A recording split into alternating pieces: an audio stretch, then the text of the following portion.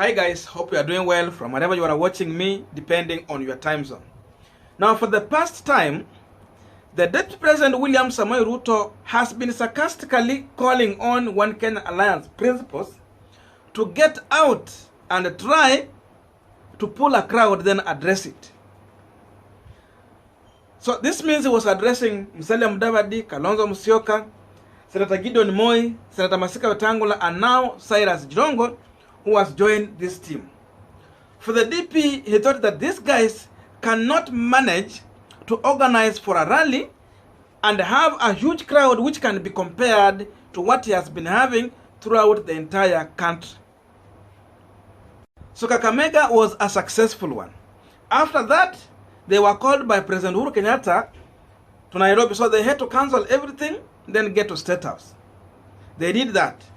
Then from there, on Sunday, these guys proceeded to Central Region. And in the evening, they were at Githurai. These guys managed to pull a crowd which can be compared to what William Samoei Ruto has ever enjoyed in Githurai, again to what Raila Amolo Odinga also has enjoyed severally in Githurai. So already they have been vindicated that they can get out as a team, they can campaign, and the Kenyans are ready to listen to them. So if William Samoei Ruto was taking this team for granted, now he has to have a second thought about it. So today I want us to use this opportunity to check into the crowd factor during campaign and the real vote on ground. But before we go deep into that, a quick reminder. You might be watching me, but you have not yet subscribed. My humble request, please consider subscribing so that any other time once we will come out with a video like this, and you will always get notified. Again, to all the channel subscribers and anyone who drop comment, I must say thank you so much for your unconditional support. Again, let us give this video a thumbs up so that YouTube is going to recommend our video to more viewers. Back to our discussion. Now, I have been saying here severally, and I know even other people have talked about this, that this crowd that we are seeing outside here, where Ruto gets out, pull a huge crowd, dish out money, cannot be translated into real votes. It helped him to create a perception. Raila has made that perception. Ruto has been doing it. And now we have this One Kenya Alliance team, which we are not sure if they will formalize their coalition, but still, they are now creating a perception that Kenyans can still listen to them. So, after yesterday's crowd, I'm now asking myself here, who is the beneficiary of the Githurai?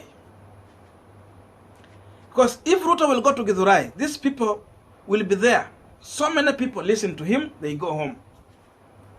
Raila will come to Githurai, they will come in huge numbers. A super massive rally. They will listen to Baba, they will go home. Now, One Kenya Alliance has appeared there. They have come in large numbers. They have listened to them, they have left home. Whose vote is in Githurai? Because now all these people have proved that at least they can pull that crowd. That's why I say here, Ruto is competing in having huge crowd to the extent of going so much far to use money to fetch this crowd. Sometimes Ruto's crowd are ferried crowds. And to some extent, he will have real crowd. That's the truth of the matter. So that is what Ruto has been doing all over the country. But now this team is coming here to tell them also, we can make this. So this vindicates us that this crowd that these politicians are having cannot be translated into real votes. Anyone can get outside there. They can address this crowd. But when it comes to voting time, Kenyans will have their mind during the voting. So if the Deputy President William Samoei Ruto wants to celebrate crowds, and he wants Kenyans to rate him according to the size of crowd he has been able to mobilize, then the truth of the matter is that those crowd has now been proved that even other people, the people that he see that they are small, the people that he think that they cannot even make it, even to call for a rally in Nairobi, they are also pulling this same crowd in the areas where he think it is his stronghold. So for that reason, Ruto should have a second thought. start addressing really crowds. Real crowds. Don't go out to this manner so that you can mobilize a crowd. Because this team did not give any money in that rally. They just addressed wananchi, and even Gideon Moi was heard loud and clear saying that wakileta pesa nyinyi kuleni pesa, ikifika wakati wa kura tumia akili. That's what Gideon Moi said, and they did not give any money.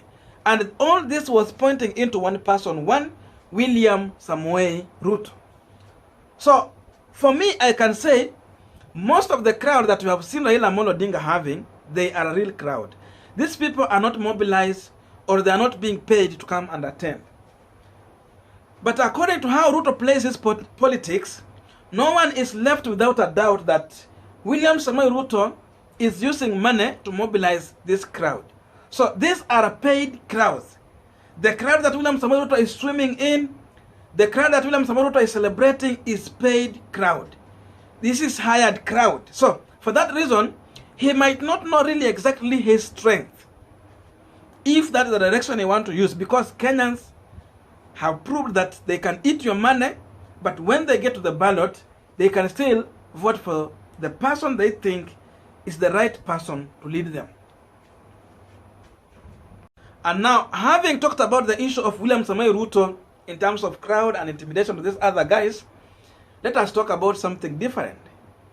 There are questions being raised about the number plate of the cars that Musalia, Mudavadi, Kalonzo, Musyoka, Senator Wetangula, and Raila Amolo Odinga are using. Those number plates are almost similar. The sequence goes in line. So it means zimepeana tu one after the other. And the Kenyans are reading into this issue. Those are Kenyans. Very attentive people. But this one can point into one thing. In my own mind, I feel that these guys, to some extent, are being funded by the deep state.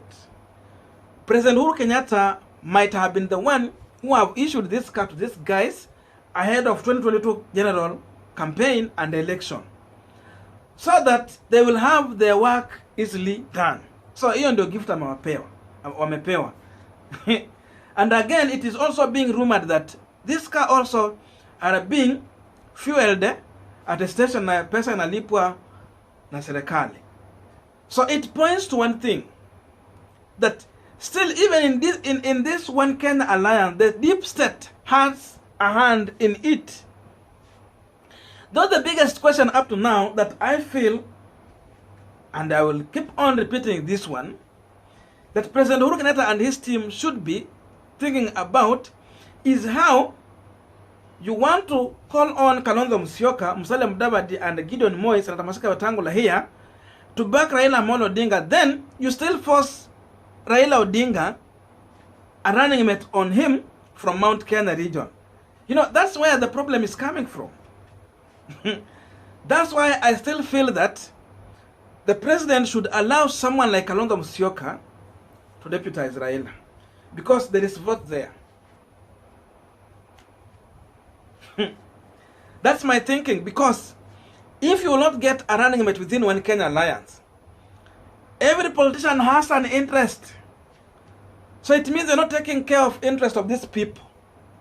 That's why maybe to some extent you will see someone like Musalia Mudavadi saying that mambo ya kupigiwa simu and all those things. They are making this noise so that their interests will be taken care of if they have to support Raila Amolo Odinga, or if not, then they go all the way to the ballots. Then from there they can negotiate for slots.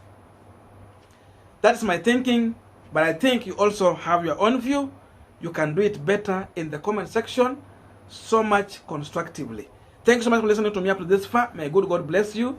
See you in our next video.